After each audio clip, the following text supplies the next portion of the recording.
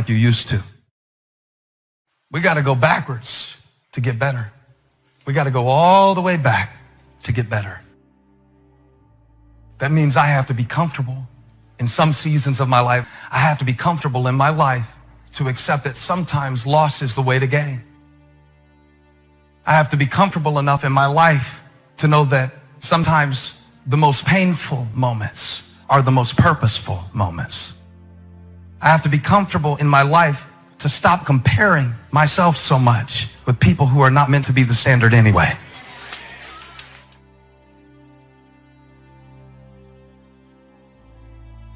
That drive and that attitude of never quit, it's a powerful force, and it does push you over the edge to victory in many cases.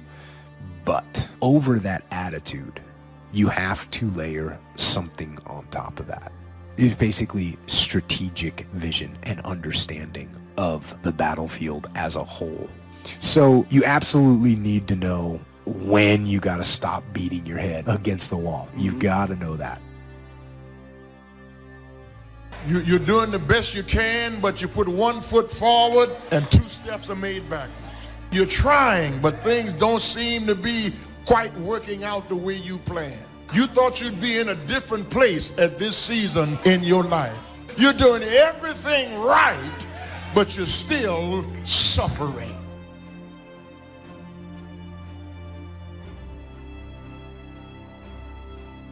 This is a good word for anybody who you've been dealing with depression, but you've been drinking to get through it. Now, depression is something that happens to a lot of us. I mean, I don't know anybody who hasn't had a season of darkness in their life. But if I try to drive out darkness with darkness, and I depend on something in the darkness that is going to make me addicted to something even when the light comes up, the second storm is worse than the first. Now, a lot of us are dealing with loneliness right now in this season. That's a storm that you can't always control. But if you run to places in the storm that are more dangerous than the storm itself, how many times have you left a place that you didn't like? And the problem is, you can't change if you never stay. Staying power. Staying power. One text message can change the next 3 years of your life in 80 characters out of nowhere. That's the first storm, the one you can't control. And you can't do anything about the current, crossing the current and the stormy conditions. I mean, some storms are just seasonal. Some storms can't be avoided. Don't create a second storm by your decisions. See, you can ask God to protect you in the first storm. God, I don't know what to do. You do. God, I can't do anything about this. You can. But what a lot of us have been doing in this season of uncertainty, we have been creating second storms that are worse than the first.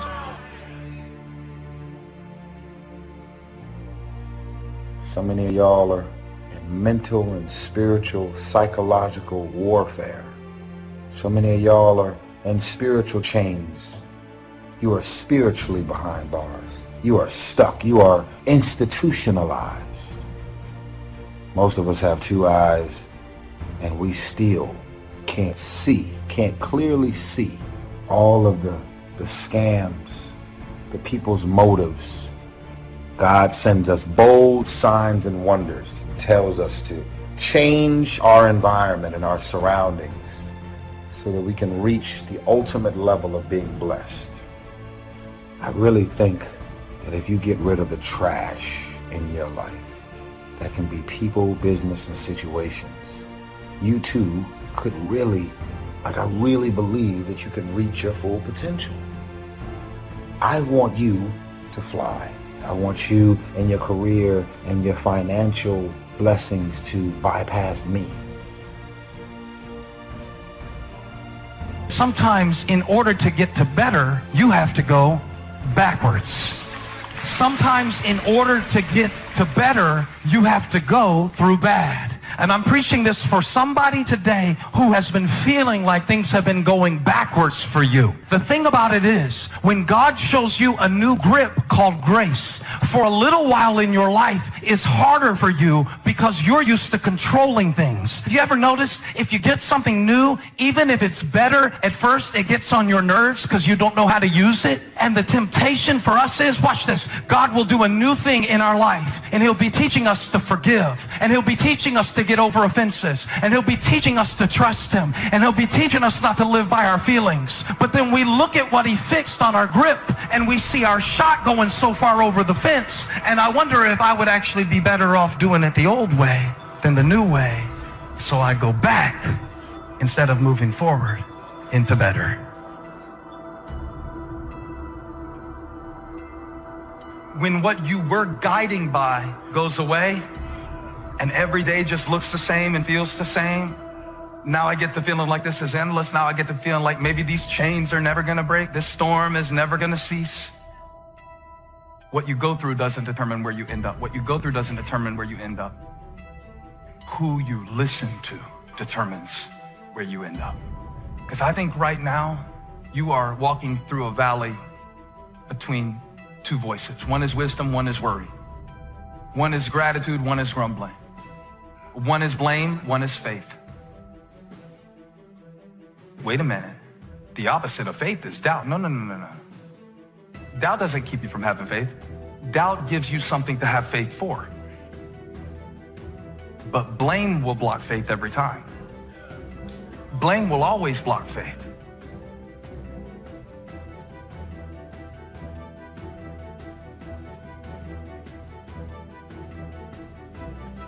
A subject that altered my life forever. It was just unbelievable. I hadn't known my mentor, Mr. Schoaf, very long until one day he said, "Mr. Rohn, let me see your current list of goals." He said, "I've had a lot of experience and I've been out here for a while." And he said, "Let's go over them and maybe I can really give you some good ideas." And I said, "I don't have a list." He said, "Well," he said, "if you don't have a list of your goals," he said, "I can guess your bank balance within a few $100s, which he did. That got my attention. I said, "You mean my bank balance would be a lot bigger if I learned how to set goals?" He said, "Drastically bigger." That got my attention, so I finally said, "Hey, I want to learn how to set goals." It is a fantastic skill to develop, how to design your own future. So make the note, life best lived is life by design, not by accident.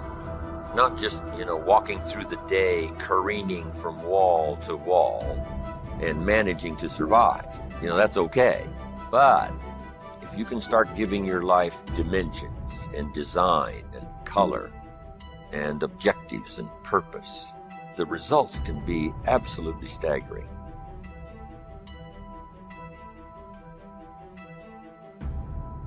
Key phrase, here's a chance now to use your imagination. Because the imagination builds cities, imagination conquers disease, imagination develops a career, imagination sets up a relationship. Imagination is where all tangible values and intangible values begin in the imagination. So what you've got to learn to do is use this powerful resource. Now, sometimes all by ourselves, it's a little difficult sort of to get it going. That's why a little workshop like we're going to do today is sometimes very helpful. When someone does a little coaching and says, "How about this niche?" You say, "I never thought about that. That ought to be easy to do." And the first thing you know, you're going. And that's why that is so important.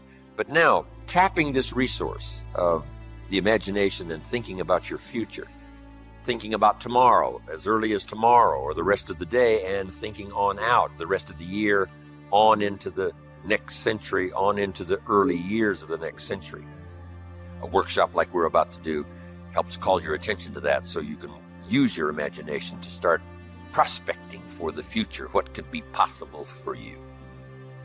We're affected by our dreams, our vision of the future. If you take a seed and throw it on the concrete and walk off, the sun just burned it up. got to have dirt put on top of it. In my mind, it doesn't make sense that to grow something, you should dig a hole, put it down in there, and cover it with dirt. Logically, that don't make no sense to me. But oh, though, see, dirt is necessary for growth and development. Dirt builds character. Dirt gives you the push-through factor. Dirt makes you come with it when you don't feel like coming with it no more. All of y'all that had dirt thrown on you. And dirt ain't always what you want. It's somebody talking about you down on your job. It's somebody accusing you of something that you didn't do. It's somebody telling you you ain't gonna make it. Everybody get dirt put on them. But see, when you're getting put under that stress, please know God is always working, so I smile. Because I know he back there. See, that dirt builds character in you. When they talking about you, it teaches you to withstand it. Then it gives you something to push through. So when you put the seed and you put the dirt on it, if you understand stress, stress really ain't just dirt. See, they don't call it dirt when they plant it. They call it soil.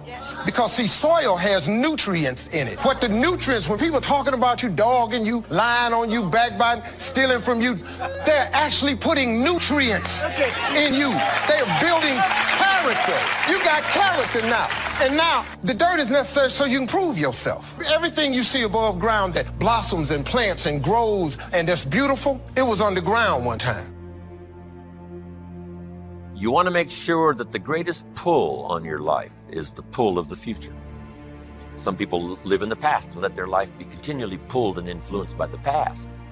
And yes, we must remember the past and review the past to make it useful to invest in the future.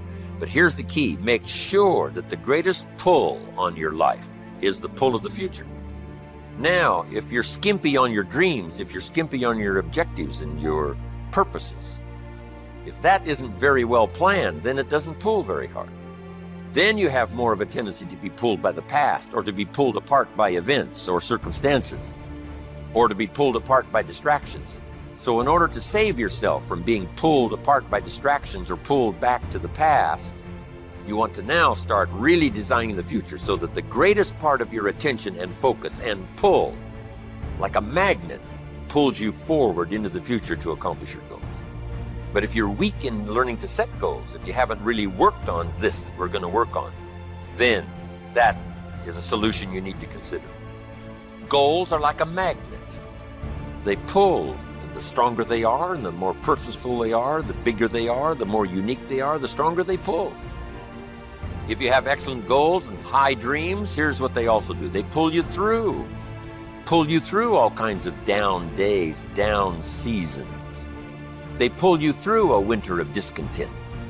They pull you through distraction on every side that says, look here, look here, look here. Strong, powerful dreams like a magnet pull you through that. Strong dreams and goals pull you through a disaster. Some people get swallowed by the disaster because they have nothing on the other side of the disaster to pull them through. A bad day can almost overwhelm you if you don't have something really purposeful to go for at the other side of that day. At the other side of the difficult time, at the other side of the down time. If you've got plenty out there to attract and pull, it'll pull you through all these things. And very little of it will attach itself to you. You'll be able to get through some of the most difficult times if you have this spectacular vision ahead of you of where you're going and what you're going to accomplish. Getting through will be easy, or easier. So, learning to set goals, it is an incredible experience. Once I learned it, it transformed my life forever. Being here today is an accomplishment of my goals. When I travel around the world and sit on an airplane, I say, I dreamed about this one day. I used to go to the airport and watch the planes fly away, and I said, one of these days, I'll be on one of those planes. I dreamed about it. I dreamed about the other side of the world. I'd never been to Italy, but I dreamed about it. I'd never been to South Africa, but I dreamed about it. Sure enough, step by step and country by country and flight by flight, I started checking them off my list. It was the most exhilarating feeling. Powerful to set those goals, reach out there into the future, design something to the best of your ability, refine it as you go, tear it up periodically if you want to, set a whole new list. It's your life, it's your future. But now I would like to do it in a very simple, easy manner that you can follow, so that you can use it for the future to pass on to your children, or if you got a little group that you train and teach, or your management and salespeople, you can use this with others. So what I'm going to go through with you here is sort of a model. Sort of, if I rush you just a little bit on getting through this model, at least I will leave you with the model that you can use later. And not only use later, but use later to pass on to someone else in some manner. So, having laid this background now, here's what I want you to do. Get a fresh piece of paper. And this is called now the workshop. And on this workshop now, I want you to write down the question and then do the exercise. First question, list what 5 things have you accomplished that you're already proud of? What 5 things have you already accomplished that you're proud of? Now, primarily what this is for is to, give you credit for what you've already accomplished. Shelf said to me, Mr. Rohn, you've already been setting goals. You've already gone for something and you've achieved it. But you've probably done it haphazardly. You haven't done it with a real plan in mind. And you've accomplished some things. Now, if you start deliberately doing it, can you imagine how you can multiply the effect by 5, by 10, by 20, by 100? I finally got the message. So first of all, he wanted to make sure I got credit for the things that I had already accomplished, especially in my own mind. Whether it's an accomplishment to someone else doesn't matter now, just so you recognize it for yourself. Now that you've done that little workshop, here's the second question. This is going to take some time now. What do you want in the next 10 years? What do you want in the next 10 years? Now, under this, what do you want in the next 10 years? That is the question. I want you to make a list of at least 50 items. Now, here's what I want you to do. I want you to just write as fast as you can. Don't give any much detailed thought to it, of what you want in the next 10 years. And just let your mind run free. Now, also remember this. This is not what you think you can get. This is what you want. If it all fell into place and you could have everything you wanted in the next 10 years, what would you take? If somebody promised you can have anything you want in the next 10 years, what do you want? I want you to approach it that way, because it's not important to think, what do I think I can get? I want you to now think about what you want in the next 10 years. And put them one under the other, not side by side, but one under the other, because we're going to do something with this list when you finish. You don't have to just be shortchanged on this list. I mean, this list can go on and on and on. And if you're working this workshop and you've got plenty of time, you just, give it plenty of time till everybody's pretty thoroughly, ready now with this list. But now here's what I want you to do with this list. I want you to go through the list now, one item at a time, write down the list, and I want you to give each item a 1, a 3, a 5, or a 10 by saying, that's about a 1-year goal, that's about a 3, that's about a 5, that's about a 10. I want you to look at each item, write down the list, and give it a 1, 3, 5, or 10. Now, here's what I want you to do with this list. I want you to look at each item that you've numbered number 1, and I want you to pick out the 4 most important and identify them some way. Either make a new list of the 4 most important 1-year goals, or circle them, or put a star or something beside it. What are your 4 most important 1-year goals?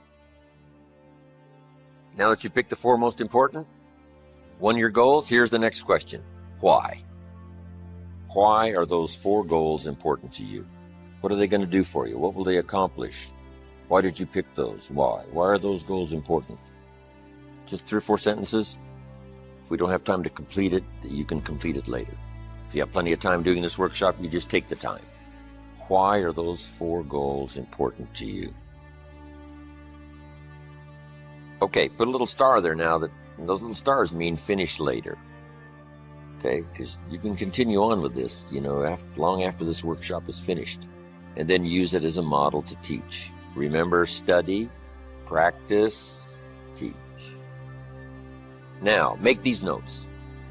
Next, when the why gets stronger, the how gets easier. When the why gets stronger, the how gets easier. When people don't have strong, powerful goals, the how is almost impossible. The how is too difficult. How to do it seems like, how can I ever accomplish this? The how starts getting easier and easier when the why gets bigger and bigger and stronger. Now make this note. Purpose is stronger than object. Purpose is stronger than object. Object can be powerful, object can be strong, but purpose is stronger than object. One of your objectives might have been $1 million home to live in. Here's the big question. What for? And it's the what for that pulls stronger than the $1 million home. You know, a home is a home is a home. What for? What are you going to do with this place? Well, now we start with the details. And I want you to add this note. It works in communication and it works here too. The drama is in the details. The drama is in the detail. Someone says, I've lost 40 pounds in the last 3 months. We say, is that it? Those are the numbers, but what's the detail? How did you feel before? Well, let me tell you what. Now they start the drama by giving us the details. How do you feel now? Wow, what a difference, 40 pounds later. And this person starts to describe what it's like now versus what it was like before. The drama is in the details. This is what you've got to do. $1 million home? What for? So everybody can see it from the street? That's okay, but there's got to be some more reasons. What do you want to do with this home? Then you start saying, hey, it's going to be the center of activity. You can't believe what's going to go on in this home. And you just keep describing it. And that drama now starts to really tap your imagination. And imagination is the beginning of reality. You can't imagine how close imagination is to reality until you start practicing this craft of turning nothing into something, imagination into tangible, the real stuff. How close is the real stuff? You can't imagine how close. If you start tapping into this resource of your imagination so that your purpose becomes much stronger than the object. The object is powerful and it'll pull, but the purpose is unbelievable. We must all pay the price, but the price gets easy if the prize gets large. The price gets easy if the prize gets sufficient. It's like disciplines. What a small price to pay for good health. What an easy thing to do, an apple a day. I mean, a few things gives you such an incredible return that the price almost disappears. Promise is stronger than object. You got that? The bigger and the more powerful the why, the how gets easier and easier and easier.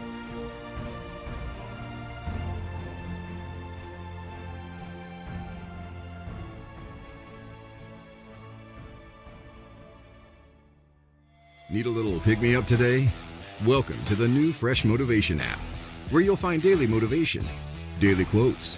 Listen to your favorite speeches in the background or with a black screen, so nothing interrupts your motivational moment, where you can create your personal profile, create playlists of your favorite speeches and quotes, add personal notes, and start setting goals. Fresh Motivation, the home of motivation. Get it now for free on Google Play.